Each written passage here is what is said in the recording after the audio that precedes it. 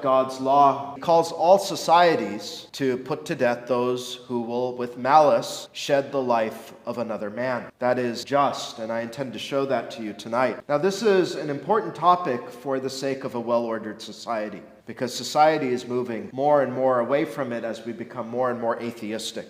That's not a coincidence. This is an important topic for a well-ordered society, because in our society we are seeing murderers not receive the death penalty, and our nation seems to be walking away from it, thinking, strangely, it is barbaric and cruel, though that is the furthest thing from the truth. So many states no longer execute even the worst of criminals, house them for the rest of their life, sometimes letting them out even after a mere 20 years and maybe less after parole. It's insane in many ways. The death penalty, however, is not barbaric.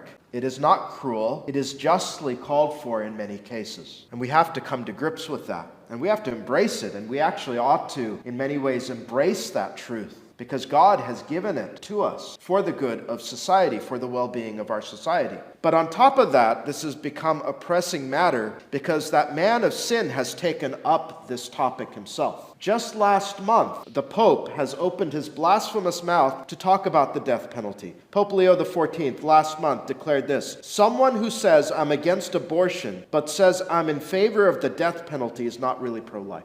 The audacity, really. In 2018, his predecessor, Francis, changed the catechism of the Roman Church. He said that the death penalty is inadmissible as it is an attack on the dignity of the person. So now we have that man of sin saying that the death penalty ought to be inadmissible. And the argument is framed around the sanctity of human life. That's the argument made by Rome. Due to the sanctity of life, the death penalty is to be abolished, such that you cannot be against abortion and for the death penalty. But that is actually the very opposite of what God says in the Bible. Are we surprised that the man of sin would say something contrary to what God's word says? No, we shouldn't. It is actually because of the sanctity of human life, God gives the death penalty in Genesis chapter 9.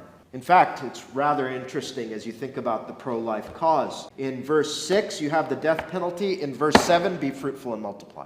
They're actually connected right there together, such that it is actually biblical coherent to say that in order to be pro-life, you have to be both, against abortion and also for the death penalty. The Pope does what Daniel prophesied about the Antichrist. He shall speak great words against the Most High and shall wear out the saints of the Most High and think to change times and laws. Daniel 7:25. He seeks to change the actual law of God. He sits in the church, he sits in the temple as God, changing God's laws on a whim, whatever strikes his fancy. He merely reflects the spirit of the age.